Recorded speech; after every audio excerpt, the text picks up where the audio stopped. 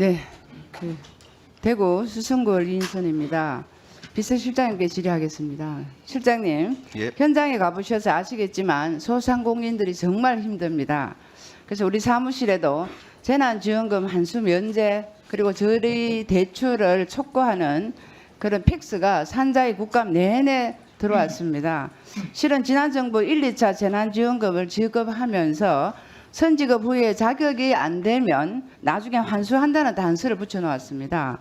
그래서 정부 보조금법에 의해서 반드시 환수해야 하는 이 책임이 결국은 고스란히 윤석열 정부가 떠안게 되었습니다.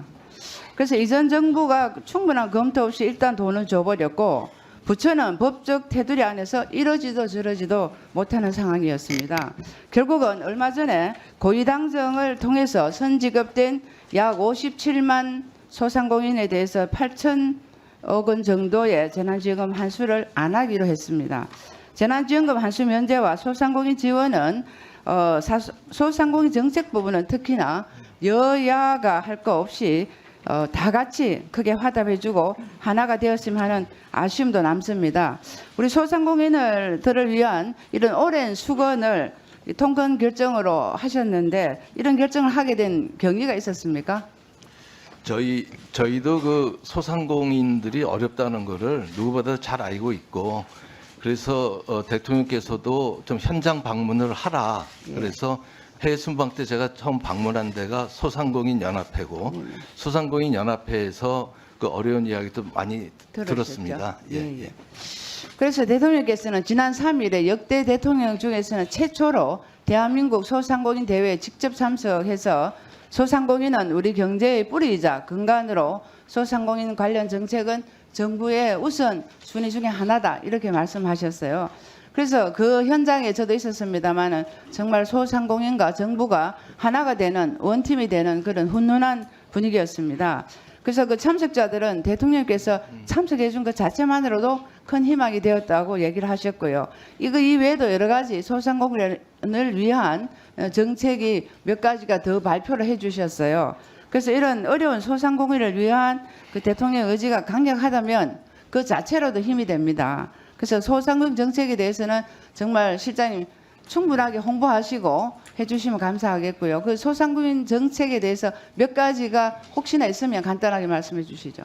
그 소상공인들 그 취약계층 특히 어려움 특히 그 제가 알아보니까는 그때도 그 부채 문제하고 고금리 이것 때문에 많이 그 고통을 받으시더라고요. 그래서 그런 고금리 대출을 좀 쌍금리로 바꾸는 그 대안 프로그램이라든지 아니면 그 국내에서 그 내수를 좀 활성화하는 방안 그런 거 다각적으로 추진하겠습니다. 그렇게 해주시기 바랍니다.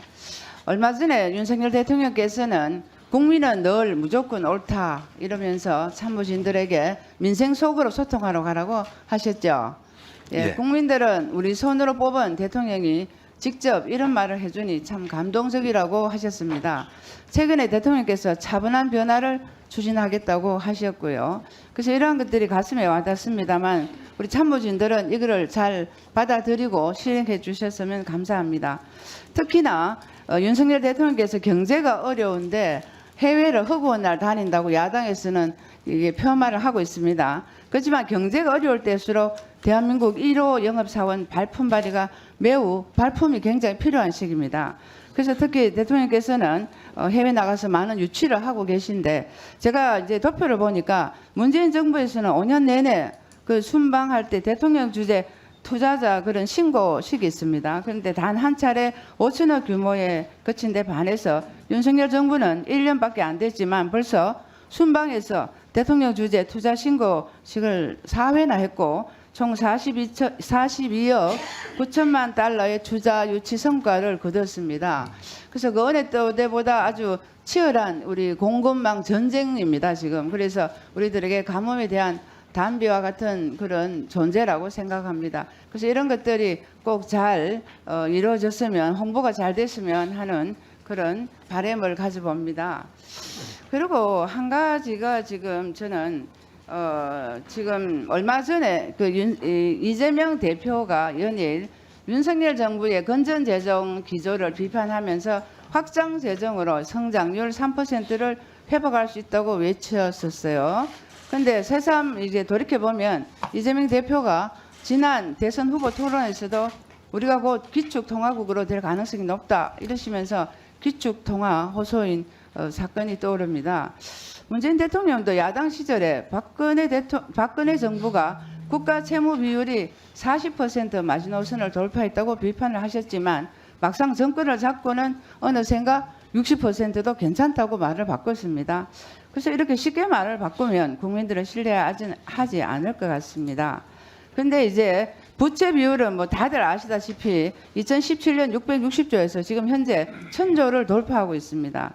그래서 이런 재정 만능주의가 유혹이 아마 있을 것 같은데 이런 망하는 나라의 3종 세트는 공무원 정원, 복지 확대, 통계 조작입니다. 그래서 이런 3세트가 되지 않도록 해야 되는 게 우리 윤석열 정부의 숙제인 것 같습니다. 그래서 이렇게 국가 빚이 나쁜 것은 바보 같은 생각이다 이렇게 말씀하셨는데 정말 이 기축통화 호소인이 이렇게 말하는 빚이 그대로 빚인데 이게 결국은 바보 같다 해서 빚을 내자고 하시는 이 말씀이 실장님 보시기에는 정말 건전재정 정책에 왜 우리가 건전재정 가야 되는지에 대한 이유를 실장님께서 설명해 주시기 바랍니다. 사실 좀 돈을 풀어서 예. 국민들에게 나눠주고 어려운 사람 나눠주고 또 일자리도 재정 풀어서 만들고 얼마나 좋겠습니까? 또 그걸 사실 선거에도 도움도 되고 여당 입장에서 좋은데 그걸 안 하는 가장 큰 이유는 지금 우리가 빚이 너무 많습니다. 그리고 지금 우리가 이렇게 돈을 풀면 이 돈은 저희가 갚는 게 아니고 우리 MZ 세대가 다 갚아야 됩니다. 그래서 지금도 국가 빚이 이제 1,100조가 돌파를 했고 여기에 이제 가계 부채 이것까지 다 합치면은 우리나라 가계, 기업, 국가 다 합치면 GDP 대비 부채 비율이 미국보다도 한 20-30%가 높습니다. 아주 그렇기 때문에 MZ 세대를 위해서라도 우리가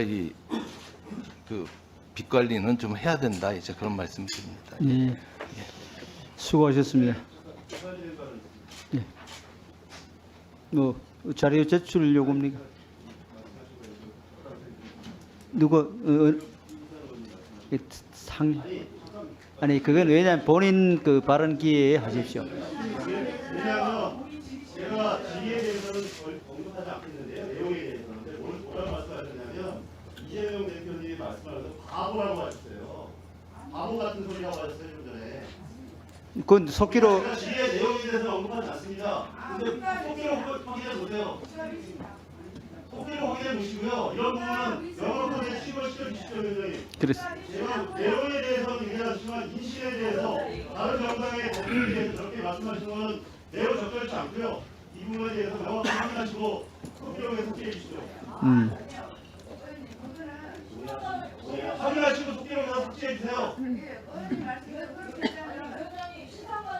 아니 그게 아니고 제가 잘못 들은지 몰라도 발언을 계속 경청하고 있었는데 그런 취지의 발언이 아닙니다. 속기로 확인하시고 박상현님 속기로 확인하시고 문제가 있으면 나중에 의사진행 발언해 주세요. 김병주 의원님.